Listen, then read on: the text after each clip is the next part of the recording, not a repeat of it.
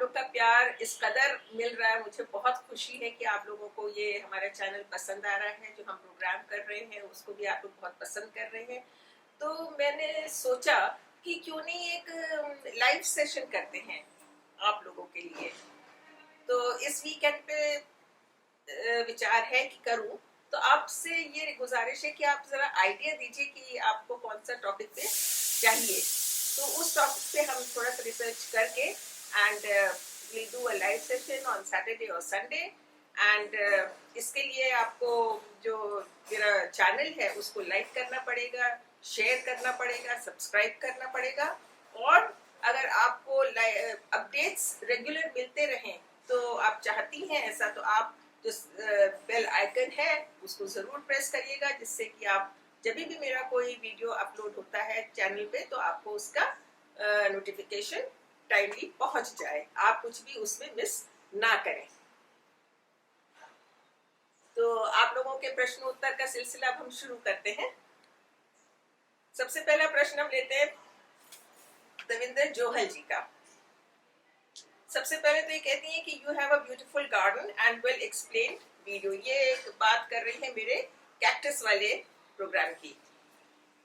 तो thank you so much Devinder ji. और इनका सवाल ये है, खुद लिख रही हैं कि मेरा सवाल हो सकता है आपको बहुत बेवकूफ़ी भरा लगे। कोई भी सवाल, पहले तो मैं आपको बता दूं देवेंद्र जी, बेवकूफ़ी भरा नहीं होता है। ये हमारे को अपने को लगता है कि हम बेवकूफ़ी भरा सवाल पूछ रहे हैं, पर कोई भी सवाल बेवकूफ़ी भरा नहीं होता है। और दूसरा का जो इनके हिसाब से बेवकूफ़ी भरा सवाल है वो ये है कि फिर भी मैं जानना चाहूंगी कि आप मुंडेर पर इतने गमले कैसे रख लेती हैं। मुझे तो डर लगता है कि कहीं तेज हवाओं से ये गिर ही न जाए। बहुत अच्छा सवाल है आपका और बहुत प्रैक्टिकल सवाल है। आपने इस पे देखा और सोचा। जनरली लोग कोई नहीं पूछते हैं, आप ही ने पूछा ये सवाल, और ये वाजिब सवाल है कि ना गिर जाए। तो देवेंद्र जी, मैं इसमें आपको बताना चाहूंगी कि जब भी मैं टेरेस गार्डन पे अपना लेक्चर देती हूँ ना, तो उसमें यही बात कहती हूँ कि हमेशा अगर आप मुंडेर पे रख रहे हैं तो नीचे वालों का ध्यान रखिए और अपनी प्रॉपर्टी का, अपनी सेफ्टी का भी ध्यान रखिए। नीचे गाड़ियां खड़ी होती हैं, कोई जा सकता है, रहता होगा नीचे, तो उनको कोई इनकन्वीनियंस आपके गमलों से ना हो। तो आपने एक बात ये गौर की होगी कि मेरे मुंडेर पे जो गमले रखते हैं वो कैक्टस वाले एरिया में है। तो उसमें क्या होता है कि वो बहुत छोटे छोटे पॉट्स हैं और उसमें पौधे भी बहुत छोटे छोटे होते हैं, तो हवा के तेज झोंके उनको गिरा नहीं पाते हैं। और दूसरी बात आपने देखी होगी, दूसरी तरफ एक बड़ी दीवार है पड़ोस की हमारे, तो उस दीवार से हवा टकरा के क्रॉस नहीं करती है, आर पार नहीं होती है, वहीं जाके वो रुक जाती है, तो उससे वो पौधे गिर नहीं पाते हैं। और अपने इतने सालों के एक्सपीरियंस में देवेंद्र जी मैंने देखा है कि जो बड़े पौधे होते हैं जिनमें घने फॉलिएज होता है, 2-3 फीट के होते हैं, वो गिर जाते हैं। वो तो आप फर्श पे भी रखती है ना 10-12 इंच का गमला, तो भी वो गिर जाते हैं। तो इसीलिए आपको अपने टेरेस गार्डन पे हमेशा इस बात का ध्यान रखना चाहिए कि विंड का डायरेक्शन क्या है, तब आपके पौधे कभी नहीं गिरेंगे। आपको 1-2 बार पता लग जाएगा कि आपके ये पौधे यहाँ से गिर रहे हैं, तो बहुत आसान सा उपाय है, उनको दूसरी जगह शिफ्ट कर दीजिए। हिट एंड ट्राई का मेथड है, आपको कोई परेशानी नहीं होगी। दूसरा सवाल हम लेते हैं अरुणा आनंद जी का। ये कहती हैं मेरी चेरी के पेड़ में फूल तो बहुत आते हैं लेकिन फल कम लगता है।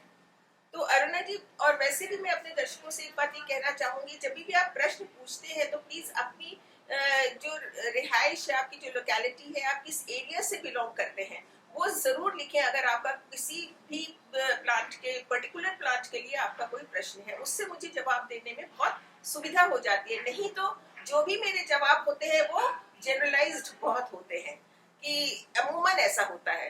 लेकिन अगर आप अपनी जगह का ब्यौरा देंगे कि आप कहाँ के इलाके से बिलोंग करते हैं, तो अकॉर्डिंगली उसके हिसाब से जवाब आपको सही मिल जाता है। तो चेरी के लिए मैं इतना ही कहना चाहूंगी कि आपकी जो चेरी नहीं लग रही है, तो उसमें अगर आपका पेड़ एकदम स्ट्रेट जा रहा है, मान लीजिए ऊपर वर्टिकल जा रहा है, तो उसमें फल कम आते हैं। दूसरी बात यह है कि जैसे आम के पेड़ में होता है कि एक साल फसल अच्छी आती है तो दूसरे साल फसल थोड़ी सी कम हो जाती है, एक इसका ये भी कारण हो सकता है।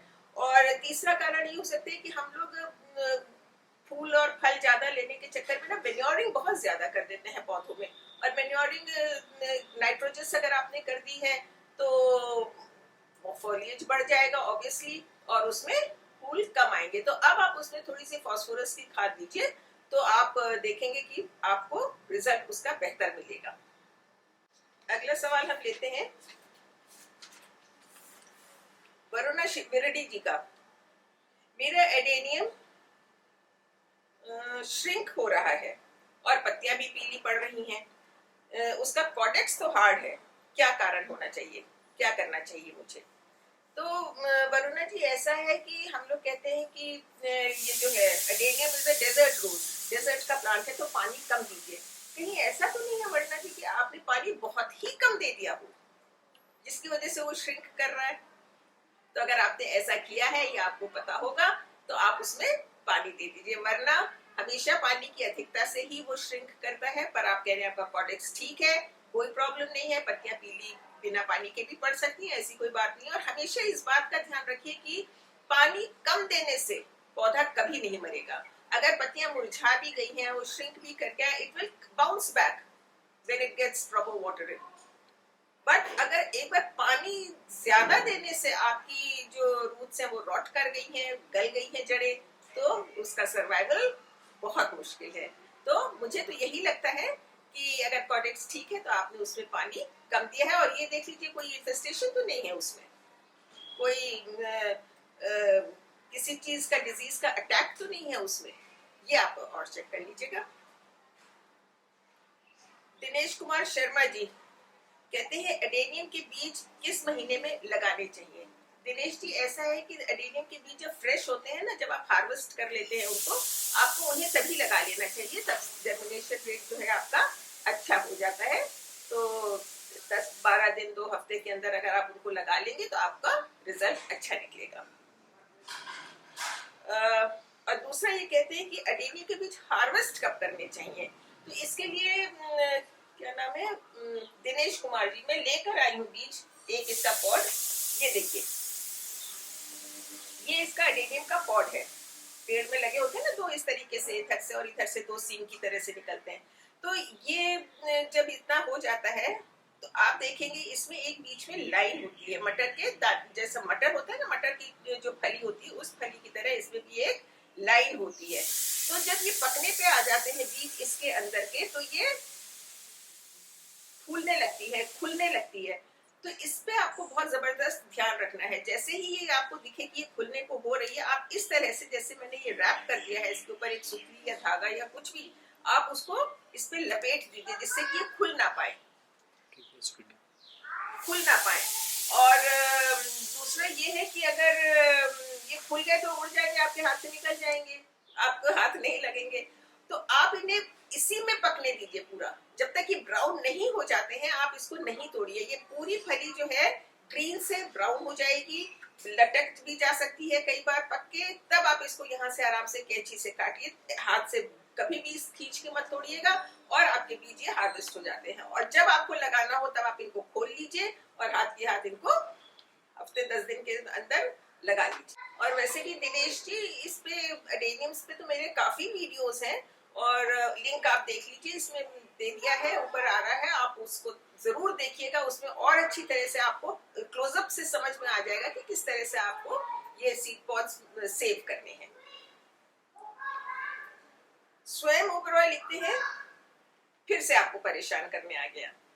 स्वयं जी, ऐसा कभी भी मत सोचिएगा, मुझे बहुत अच्छा लगता है, आपकी परेशानी से मुझे खुशी होती है, लेकिन आप परेशान होते क्यों हैं? पहली बात तो ये है, परेशान होने जैसी कोई बात नहीं है। तो आपका प्रश्न लेते हैं। ये कह रहे हैं कि मेरे सेक्युलेंट्स ग्रीन नेट के नीचे रखे थे, मैंने उन्हें पानी भी नहीं दिया, फिर भी वो एक एक करके मरते चले गए। इवन पॉइंसेटियाज रोजेस भी विल्ट हो गए। मैं क्या करूं? क्या मैं बागबानी करना छोड़ दूं? ओहो, मैं इतनी मेहनत करता हूँ फिर भी मेरे पौधे खराब हो जाते हैं, मैं क्या करूं? स्वयं जी, दुख तो होता है पौधे जब खराब होते हैं, और स्पेशली जब आप इतनी मेहनत करते हैं, आप इतनी देखभाल करते हैं और उनका नतीजा आपको नहीं मिलता है, आप रिजल्ट नहीं देख पाते हैं, तो आपको दुख यकीनन होता है। पर ये विचार कभी मन में मत लाइएगा कि मैं गार्डनिंग करना छोड़ दूं, क्योंकि हम लोग सीखते उसी से हैं, हम लोग अपनी गलतियों से ही सीखते हैं। हर समय हम लोग सफल होते रहेंगे तो हम लोग के लिए सफलता का कोई औचित्य नहीं रह जाएगा। तो इसलिए अगर गलतियां हो रही हैं, उसको एनालाइज करने की कोशिश करिए कि आप कहाँ पे गलत थे, क्या किया आपने। अच्छा, एक एक करके उसको निकालते रहिए पॉइंट वाइज कि ये अब की नहीं करा था तो ये कर देता हूँ, या ये करा था तो ये नहीं करता हूँ। इस तरह से आप एनालाइज करिए, कैरेक्टराइज करिए, अपने विश्लेषण करिए अपने जो आपने मिक्स बनाया है या जो कुछ भी करा है कि आपका पौधा खराब क्यों हुआ है। तो इसमें मैं ये कहना चाहूंगी कि आपने जो मिक्स का डिटेल दी है उसमें आप बैवस्टीन डालिए, क्योंकि कैक्टस सक्लेंट्स के लिए बैवस्टीन बहुत जरूरी है। मैंने अपनी इस वाले भी जो दिया था, पिछला जो वीडियो मैंने अपलोड किया है उसमें भी मैंने ये बताया कि बैवस्टीन का जरूर उसमें घोल का इस्तेमाल करिए और छिड़काव भी करिए, क्योंकि मौसम ऐसा होता है। तो ये बैवस्टीन हमेशा ऑलवेज हमको जो है चेंज ऑफ वेदर पे डालना चाहिए। जैसे फरवरी मार्च में मौसम गर्म होना शुरू हो जाता है, तभी हमको उसमें बैवस्टीन दे देना चाहिए, जिससे कि ये रॉट होने वाली प्रॉब्लम उसमें आए ही नहीं। एंड डोंट थिंक कि ज्यादा पानी देने से या कम पानी देने से ऐसा है। कम पानी देने से तो भी हो सकती है आपकी प्रॉब्लम क्योंकि धूप इतनी ज्यादा होती है और आप हीट जनरेट होती है, तो उससे भी पौधे सूख जाते हैं, कोई बड़ी बात नहीं है। लेकिन आप निराश ना हो, मेरा तो आपसे यही गुजारिश है। तो बैवस्टीन के संग संग उसमें आप कच्चे कोयले का चूरा आप ऐड करिए उसमें, और बोन मील भी थोड़ा सा ऐड करिए, और फिर उसका मिक्स बनाइए। और नीचे आप सुराख देखिए कि, और पानी ना डाले ऐसा मत करिए, पानी जरूर दीजिए। मैंने कहा ना कि आप कितने पौधे अंदर रख लेंगे बचाने के लिए, लेट देम बी आउटसाइड। बस अपनी सॉइल का ख्याल रखिए, जैसा प्लांट है उसके हिसाब से सॉइल मेंटेन अगर आप करेंगे तो आपको ये परेशानी नहीं होगी। और नेट लगाया है, it's all right, let it be. मेरे भी कैक्टस के ऊपर दिखाया नहीं मैंने उस दिन, 12 महीने नेट लगा रहता है, मैं नहीं निकालती हूँ उसको। तो नेट से कोई प्रॉब्लम नहीं हो रही है। जैसे मैंने बताया वो हर मौसम में आपके पौधों की रक्षा करता है। हाँ जरूर, अब जो मैं एनुअल्स लगाऊंगी अपनी बड़ी छत पे उसमें से मैं हटा दूंगी, क्योंकि उसमें धूप काफी चाहिए होती है, तो वो नेट में हटाऊंगी। बाकी मेरे ऑर्नामेंटल प्लांट्स के ऊपर, मेरे कैक्टस सक्लेंट्स के ऊपर हर समय नेट लगा रहता है। तो नेट की आप विशेष चिंता ना करें, उसकी वो देखिए परसेंटेज कितनी है। आपका नेट 60-40 भी है, लेट इट बी, ठीक है बिल्कुल। वो फ्रॉस्ट, अभी जाड़े आ जाएंगे, दिल्ली के जाड़े, दिल्ली की प्रॉब्लम यही है स्वयं जी कि वहां पे हमारी दिल्ली में एक्सट्रीम्स में है वेदर। तो ये सकेलेंस आप बचाने के लिए अगर चाहते हैं कहीं रखना भी, तो आपके जो ऑर्नामेंटल प्लांट्स है जैसे पाम वगैरह है जिसमें मॉइस्चर रहता है थोड़ा सा, वहां पे उसके नीचे लाके रख दिया करें। अगले साल से आप देखिएगा आपके जरूर बचेंगे, इतना निराश होने की कतई जरूरत नहीं है। और जो रोजेस आप विल्ट होने की बात कर रहे हैं या पॉइंसेटिया, तो पॉइंसेटिया का मेरा आज ही मैंने देखा था कि मेरा भी एक पौधा था वो विल्ट हो रहा है। अरे कल तक तो ठीक था, आज क्या हो गया। तो जब निकाला उसको मैंने तो देखा वो गार्डन से माली कोई लेकर ही आया था। एक्चुअली हम तो नर्सरी से बहुत कम पौधे खरीदते हैं, तो उसमें जब उसको निकाला तो उसमें वो नेट वाला जो टब पॉट होता है ना, वो उसमें इम्बेक्ड था सॉइल में। Would you believe that. तो ये बातें भी छोटी छोटी होती है जिनको आप ध्यान में रखिए कि आप जब नर्सरी से पौधा लेके आते हैं, आपके रोजेस हैं, रोजेस में वैसे भी पानी कम डलता है थोड़ा सा, तो कोई प्रॉब्लम नहीं है। पानी कम से आपका पौधा कम मरता है, ज्यादा पानी से जल्दी मर जाता है। लेकिन ऐसा भी मत करिए कि आप बिल्कुल भी पानी ना दें, और उम्मीद मत छोड़िएगा। नूतन प्रधान जी कहती हैं, मेरे मोगरे जमीन में लगे हैं और 20 साल पुराने हैं, अभी भी उनमें खूब फूल आते हैं, क्या मैं उन्हें प्रोपोगेट कर सकती हूँ या मुझे नए पेड़ लेने चाहिए। तो नूतन जी आप नए पेड़ क्यों लेंगे, आप उन्हीं को प्रोपोगेट करिए ना। आपके इतने पुराने, और अब तक तो आपको उनसे कई पेड़ बना लेने चाहिए थे। प्लीज गो अहेड, मौसम बहुत अच्छा है, आप प्रोपोगेट करिए उनको और नए पेड़ उन्हीं में से बनाइए। मैंने बताया ना प्रोपोगेशन के कई मेथड है। आप उसकी सॉइल लेयरिंग कर सकते हैं, आप उसकी कटिंग से लगा सकते हैं, मोगरा कटिंग से बहुत आसानी से लगता है। जितनी भी आपकी अच्छी टहनियां हैं आप जरूर उनके पेड़ बना लीजिए। निधि त्रिपाठी जी कहती हैं, मैंने नर्सरी से पौधा लिया और वहीं पर उसे दूसरे गमले में रिकॉर्ड भी करवा लिया। लगता है उन लोगों ने मिट्टी में कच्चे गोबर की खाद डाल दी, क्योंकि जब हमारे यहाँ बारिश हुई तो उसमें से सफेद कीड़े बाहर निकलकर रेंगने लगे। कहीं वो मेरे पौधे को डिकम्पोज तो नहीं कर देंगे, मैं क्या करूं? निधि जी, मेरा मानना ये है, जैसे कि मैंने अभी पिछले प्रश्न के उत्तर में भी ये बताया, कि आप अपना पौधा जब नर्सरी से खरीदती हैं, पहले उसकी ये चेक करिए लीव्स वगैरह भी, कि कहीं उसमें कोई इन्फेस्टेशन तो नहीं है। अब आप कह रही मिट्टी में से निकलने लग गए, तो आपने वहां पे कराना नहीं चाहिए था। आप उसको लेकर आइए, अपने घर में रखिए, जहां उसको रखना है वहां फाइनल जगह पे, वहीं पे आप उसको रखिए, और जब स्टैब्लिश हो जाए वहां पे, तब आप उसको अपने घर की मिट्टी जिसको कहते हैं वो दीजिए। वहां की सॉइल आपको कभी लेकर नहीं आनी चाहिए थी। वहां पता नहीं कितने किस्म के पौधे आते हैं, क्या क्या बीमारियां होती है, कहाँ कहाँ से आते हैं। तो आप हमेशा आगे से इस बात का ध्यान रखिए कि आप नर्सरी से पौधा अपने घर में लेकर आइए, उसको रखिए, हफ्ता 10 दिन जब वो सेट हो जाए तब आप उसकी रिपोर्टिंग अपने घर की मिट्टी से करिए। और ये जहां तक ये कीड़े निकलने की बात है, तो अब मैं तो यही कहूंगी कि आप उसको निकालिए, उस मिट्टी को हटा दीजिए और फिर से उसको लगा दीजिए। अच्छा, अगला सवाल है शशि जैन जी का।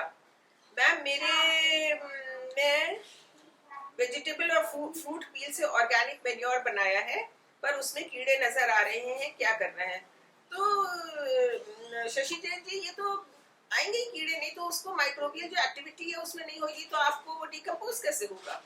ये तो होगा ही होगा, उसमें कीड़े आएंगे ही, वही उसको मेन्योर बनाएंगे, वही उसको खाएंगे, फिर उसको जो उनका एक्सक्रीटा है उससे वो आपका मेन्योर बनेगा।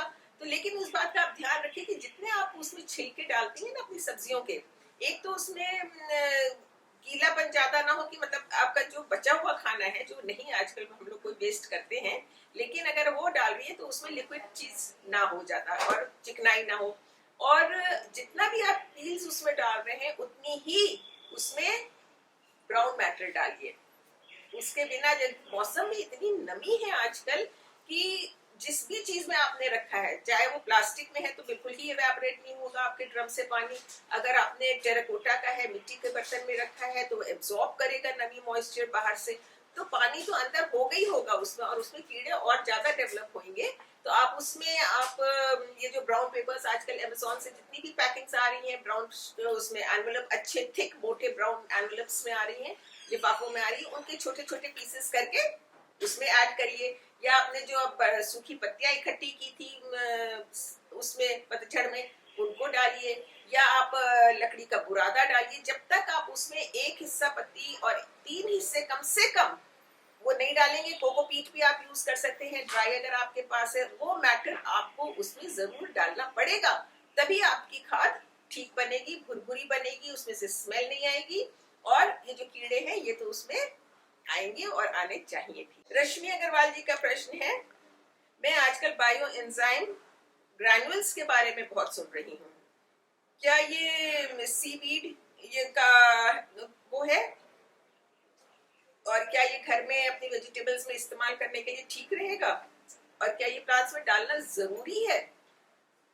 तो रश्मि जी, ऐसा है, अगर हम लोग अपने घर में अपना बायो एंजाइम बना रहे हैं तो हम क्यों लेंगे ग्रैन्युल्स, क्यों लेंगे? और हाँ, आप डालना चाहें तो इफेक्टिव सब कुछ वही है कि ये जो अगर पानी की कमी हो जाती है उससे स्ट्रेस हो जाता है प्लांट को, उससे बचाता है, प्रोडक्शन अच्छा कर लेता है, और फल फूल अच्छे लगते हैं। तो यही काम हमारे घर का अपना बनाया हुआ बायो एंजाइम भी करता है। नॉलेज के लिए मैं आपको बता रही हूँ कि ये उसमें ये गुण है, अगर आप डालेंगे सॉइल में तो ये क्वालिटीज आपके पौधे में देखने को मिलेंगी। उनका पैदावार अच्छी होगी, उनकी बढ़वार अच्छी होगी, फल और फूल जो भी हैं वो अच्छे लगेंगे उसमें। But I will still suggest कि आप ग्रैन्युअल्स वाले पे मत जाइए, आप अपनी एंजाइम बनाइए घर में और उसका ही प्रयोग करिए। हम लोग मेन्योर्स भी अपने इसीलिए बनाते हैं, लीफ मोल्ड है या एंजाइम है या पत्ती ये है, कंपोस्ट है, जस्ट बिकॉज कि हम केमिकल का यूज नहीं करना चाहते हैं। So that's all for today friends. और एक बार मैं फिर बता दूं कि मेरे चैनल को प्लीज लाइक करिए, शेयर करिए और सब्सक्राइब करिए। बेल आइकन दबाना मत भूलिएगा to get latest updates. See you in the next video. और जरूर अपना टॉपिक दीजिएगा मुझे, आप किस पे सुनना चाहते हैं, तो will sort out how can we work on it and preparing for my live YouTube this thing video. तो till then, Be safe, take care, good care, and